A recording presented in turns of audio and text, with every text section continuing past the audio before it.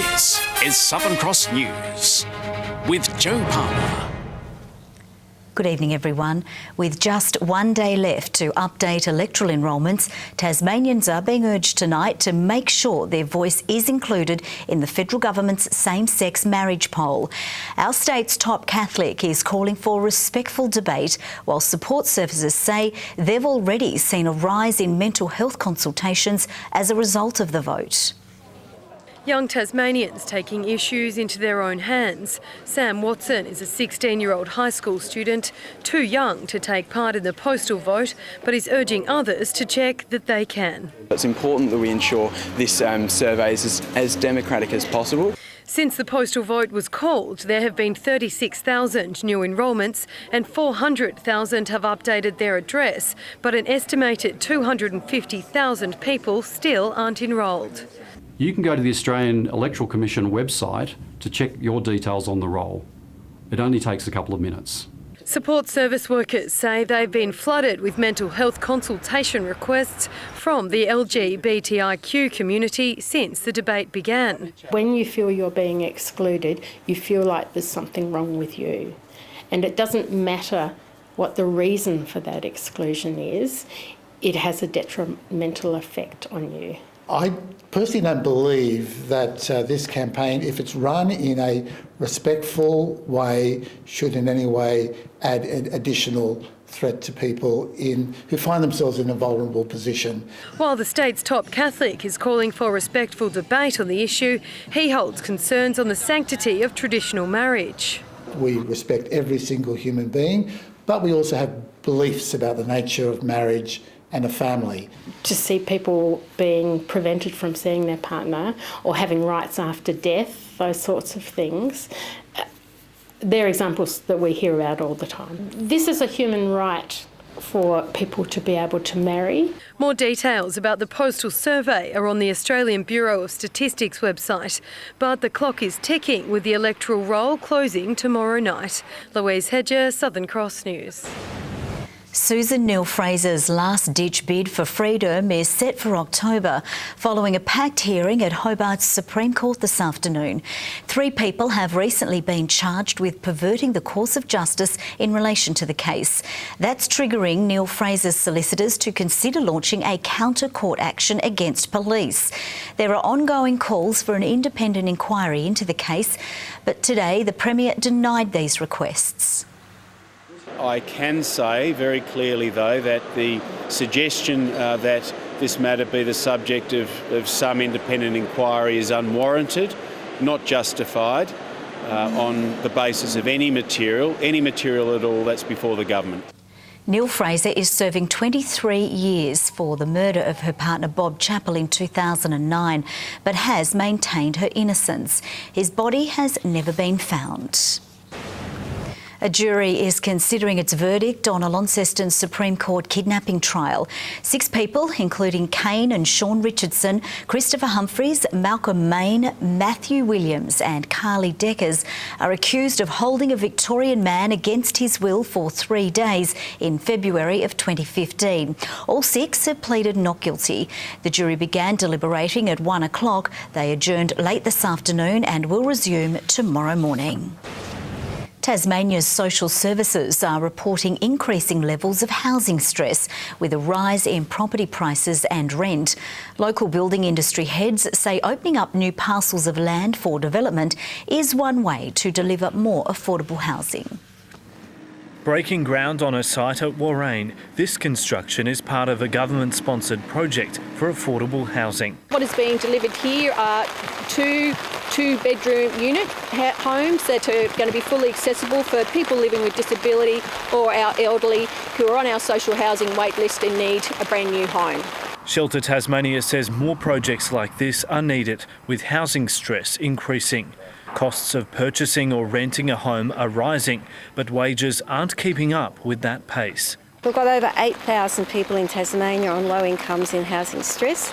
The biggest cause of homelessness is the lack of affordable housing. Builders are working on large-scale land releases, including Spring Farm at Kingston. These developments are helping to boost the supply of housing stock. We're fortunate to see areas down in Kingston, in Spring Farm and those sort of areas that have been sitting dormant for a very long time that are now having a lot of activity on it. The government is currently surveying public land for surplus and underutilised blocks that could be opened up for more housing developments. But its focus is on urban areas with existing services and transport. We actually believe that there's quite a lot of inner city land that we can look at, whether it's in schools but also departments. So we're going to look at what is surplus to requirements across government. We need to look very creatively and to make sure that we utilise those utilities that are already established. Creating new blocks of land outside of town is very expensive, so we need to be more creative in our solutions. Michael Breen, Southern Cross News. Tougher penalties for dangerous driving have been passed by the Legislative Council. A first offence will now attract a sentence of up to 21 years in jail, increased from the previous maximum sentence of 2 years. Cases will also be heard in the Supreme Court. The state government says the reforms send a strong message to the community about being responsible on our roads. The Human Services Minister is facing continuing pressure over accusations she misled Parliament. Today, Jackie Petrusma wouldn't reveal who gave her verbal advice that contradicted written advice about children in the care of controversial provider Safe Pathways. Why not clear it up and just say who actually gave you that verbal advice? The department provided the advice before I went into Parliament that morning. But you're not saying who in the department gave you that advice? The Secretary of the department has confirmed himself that I was provided with clear verbal advice prior to going into Parliament. She's refusing to answer very simple questions on who gave her the verbal advice that the Safe Pathways children were safe. So we have absolutely no confidence in Minister Petrusma. A push to refer the minister to Parliament's Privileges Committee failed. A $2 million investment could see a northern Tasmanian business increase its operations and boost staff numbers. Coalmark officially opened its Westbury steel and mechanical fabrication facility today. The company hopes its new site will help it diversify its operations. The opportunities of us being able to fabricate and export distilling equipment, both stainless steel and copper distilling equipment, lock, stock and barrel all over the world. That's probably our end goal. This is truly a Tasmanian success story, and I think it's a wonderful example of the confidence in our economy.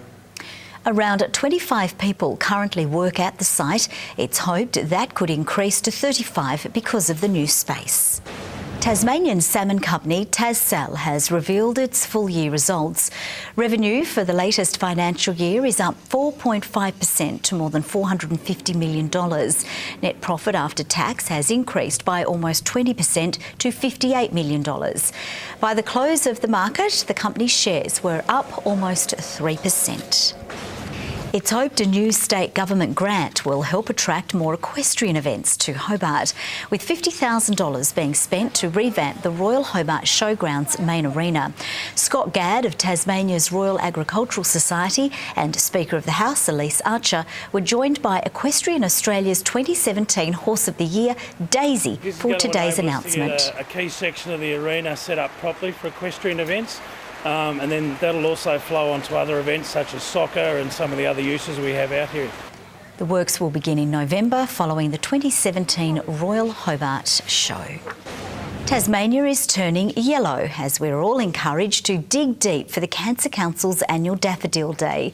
The organisation is hoping to raise $80,000 for cancer research, support and prevention.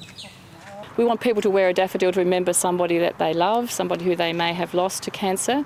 But importantly, the whole aspect of a daffodil is about hope, it's about a cancer-free future. There will be stalls selling merchandise around the state tomorrow and Friday. Now let's take a look at business and finance news with thanks to Tasplan, your local super fund. The share market has closed lower as falls by insurers and healthcare companies offset gains in the energy and telco sectors. The ASX 200 index has dropped by 12.9 points. A short time ago, the Australian dollar was trading at 78.89 US cents and 86.28 Japanese yen. It'll be a completely new-look final schedule in the TSL this September, with AFL Tasmania hoping to attract a lot more fanfare than previous years. The series will see a triple header at Blunston Arena and a twilight grand final clash. Straight down to business in week one with the Mercury Cup qualifying final between Clarence and the Tigers, followed by the TSL elimination clash between Glenorchy and Launceston before the Lauderdale Clarence qualifying final. Triple header here at Blunston Arena. We just thought was a great way to kick off the final series.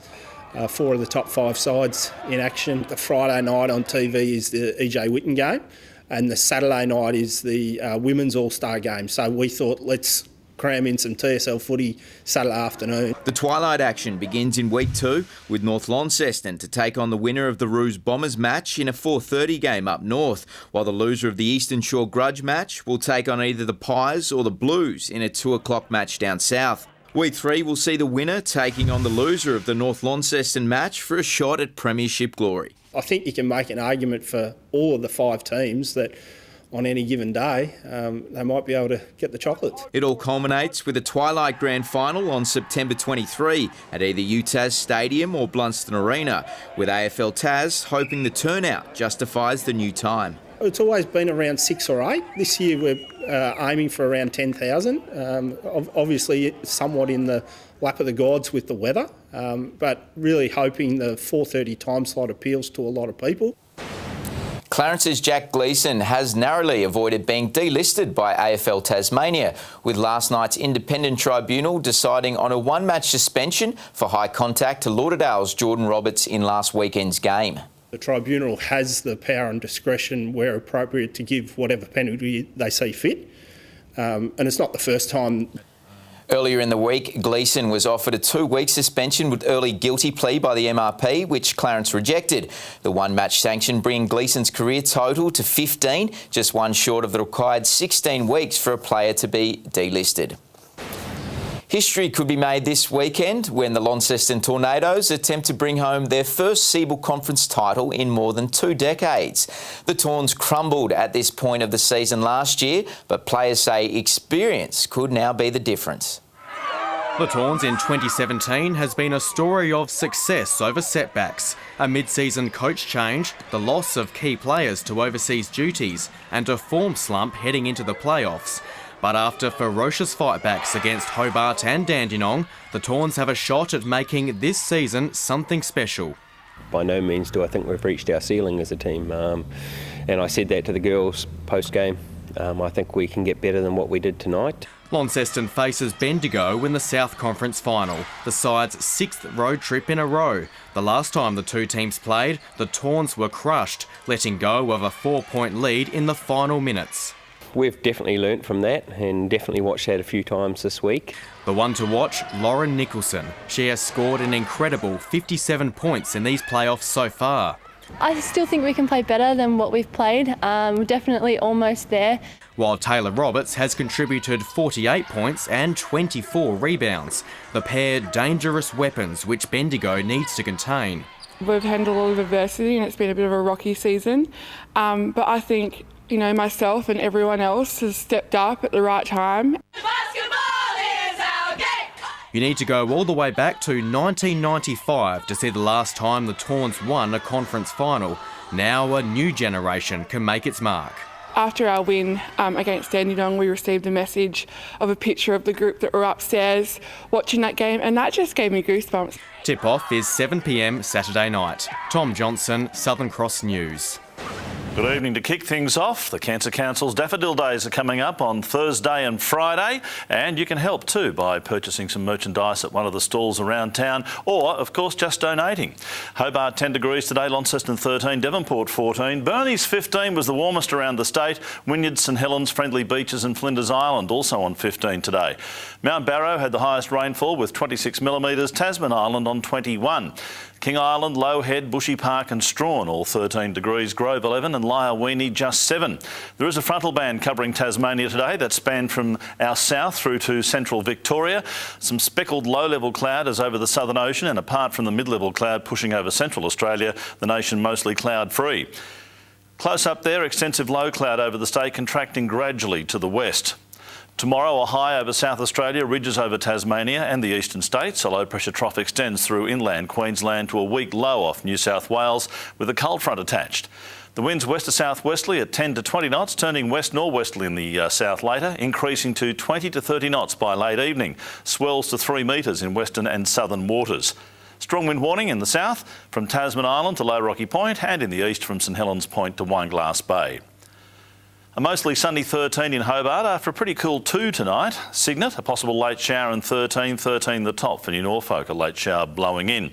Morning frost for Launceston, a sunny afternoon, 14 the high, 13 for Devonport, -3 for Campbelltown with 13 later on. Burnie, sunny and 13, a top of 12 for Strawn with a shower or 2. Mostly sunny though for Smithton and 13 degrees. St Helens partly cloudy and 14 up to 15 for Swansea. -3 for Fingal, a top of 13 later in the day. On Friday, showers over the west and south with fine weather elsewhere. Showers developing over the west and far south on Saturday, extending to the remainder by afternoon. Snow to 800 metres. Showers in the west on Sunday, falling as snow on the peaks again. Fine elsewhere after a morning frost. Mostly sunny in Perth tomorrow, a light shower. That's possible for Adelaide and Melbourne. A windy day with showers for Sydney and Brisbane. Partly cloudy and 8 degrees in Hobart, 10 right now in Launceston, Devonport 9 and clear. Daffodil days tomorrow and Friday. Joe, 90% of the Cancer Council Tasmania's money is donated by the public, so let's get behind this cause again. My word, indeed. Thank you so much for that, Murph. That's all from the team for now. Have a great evening. See you a bit later. Bye-bye.